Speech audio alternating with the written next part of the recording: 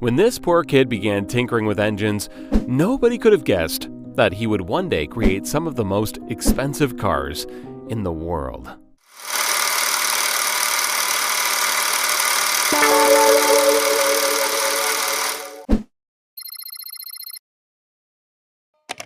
This is Frederick Henry Royce, born in 1863 in Alwilton in England. Henry was the youngest of 5 children. His parents, James and Mary, ran a flour mill. James had followed in his father's footsteps, but he lacked business skills. Profits were meager, and for many years the Royce family lived in poverty. Things got worse, and in 1867 they had to file for bankruptcy. Hoping to carve out a better life for themselves, the family moved to London. By this time, the 4-year-old Henry already had his first job, a bird scarer on a local farm. His pay? 6 pence a week. Then, in 1872, disaster struck again. Henry's father passed away. Now, all the children had to chip in to make ends meet, including the 9-year-old Henry. He began selling newspapers and delivering telegrams.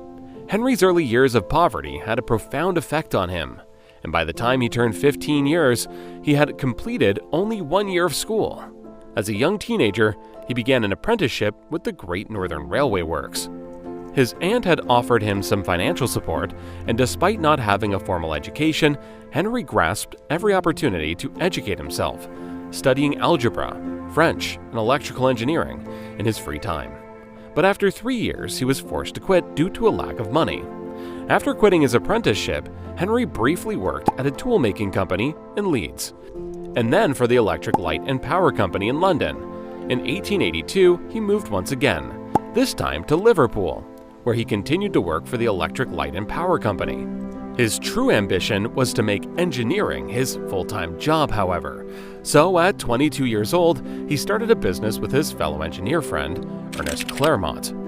They named it F.H. Royce & Company, and for the next few years, they worked around the clock to make electrical components such as doorbells and dynamos. The company kept expanding, and by 1894, they were already making electric cranes too. But Henry's interest started taking him somewhere else: motor cars. While Henry Royce plays a vital role in the Rolls-Royce story, the brand's name suggests there's also another person that we shouldn't forget, and that person is Charles Stuart Rolls. Born in 1877 in London's affluent Berkeley Square, Charles Rolls was the youngest child of Lord and Lady Langattock. Having developed a passion for engineering from very early on, he went on to study mechanical engineering at Trinity College in Cambridge. Charles knew how to stand out, having gained a reputation for tinkering with engines. He earned himself the nickname Dirty Rolls. And during his studies, he was the first undergraduate to own a motor car after having traveled to Paris to buy a Peugeot Phaeton at the age of 18. At the time, this was extremely unusual, as most people hadn't even heard of cars yet. After graduating in 1898, Charles began working on a steam yacht and then at the London and Northwestern Railway. He was more interested in motoring, pioneering, and salesmanship, however, and with financial support from his father, he opened one of the first car dealerships in Britain in 1903. He named the company C.S. Rolls & Co. And for the next couple of years, he dedicated himself to importing and selling Peugeot and Minerva cars. Business was booming, and Charles used the money to fund his sporting activities. Besides being an avid motorist pioneer and racer, he was also an eager aviator, and as you can guess, both of these hobbies are anything but cheap. Unfortunately for Charles, however, his lifelong passion would eventually cost him more than just his money. When running his company, F.H. Royce & Company, Henry became increasingly interested in motor cars.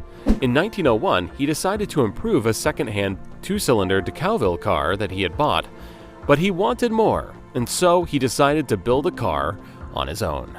Henry had an instinctive desire for perfection, and having found construction faults in the DeCauville, he vowed to do better. By the end of 1903, he designed and built his first petrol engine, and by the next year, he drove his first Royce 10-horsepower motor car into town. By now, 2 decades had passed since Henry set up the company. His first car was a success, and so he set out to create another one, and another. Of the 3 cars that he had built, he gave one of his business partners, Ernest Claremont, and the other he sold to one of their shareholders, Henry Edmunds. And it was this Henry Edmunds who would eventually arrange the meeting between Rolls and Royce. Henry Edmunds was a shareholder in Royce's company and a friend of Rolls. After having bought one of Royce's cars, he began boasting to Rolls about it. At the time, Rolls was frustrated with only being able to sell foreign imports in his company, so Edmunds arranged a meeting. Little did Edmunds know that the meeting would change the future of motoring forever. While Rolls had always preferred 3- and 4-cylinder cars, Royce's 2-cylinder vehicle made a big impression on him.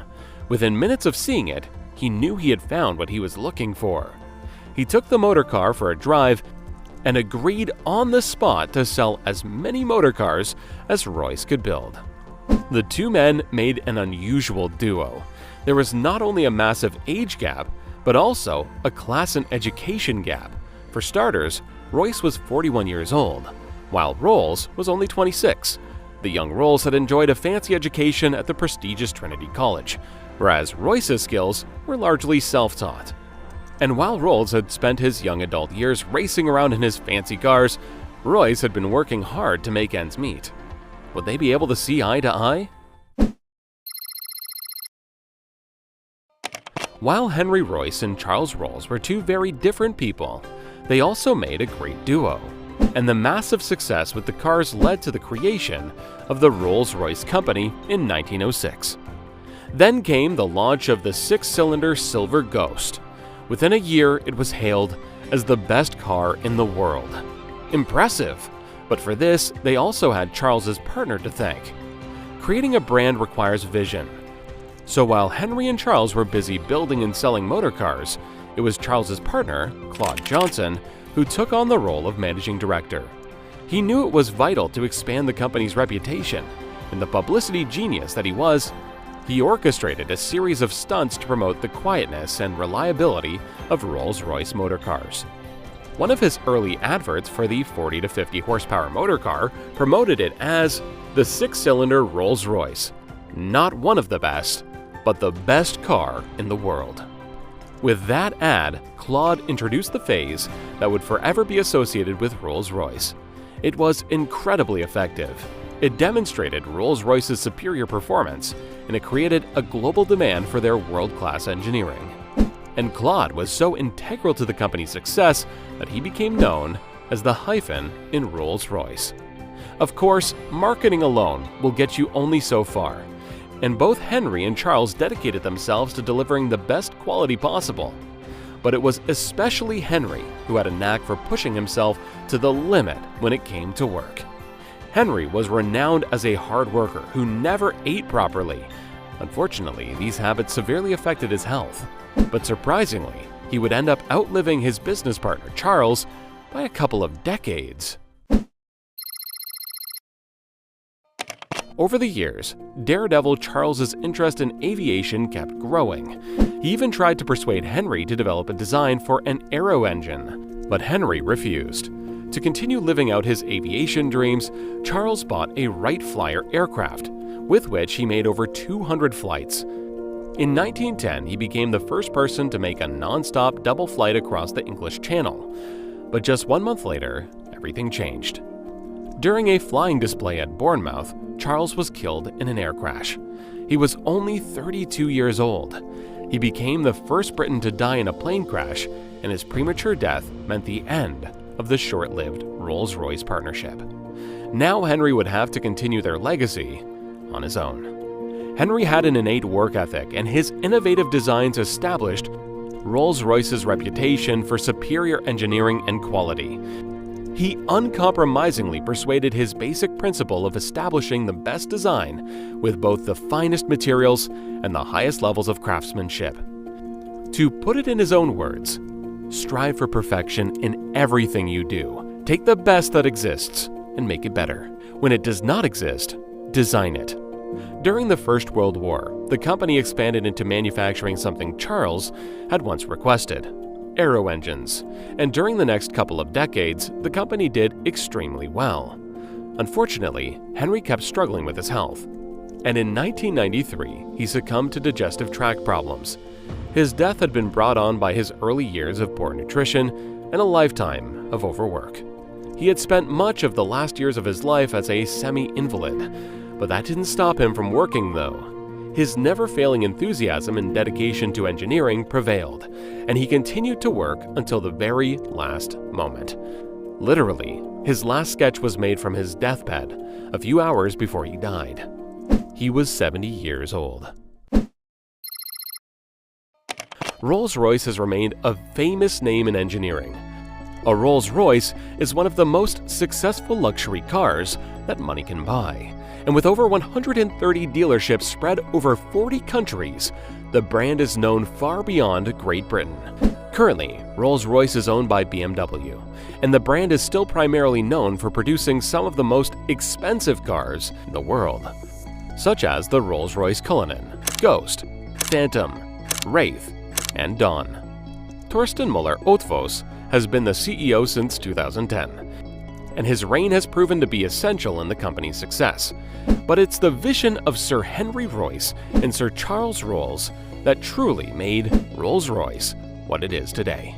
A symbol of pure and unadulterated wealth. Something tells me the two men would be proud. Had you already heard of the many people involved in Rolls-Royce's history? And what would you like to add to the story? Share it in the comments. And if you enjoyed this video, then take a look at our channel for more inspiring business videos.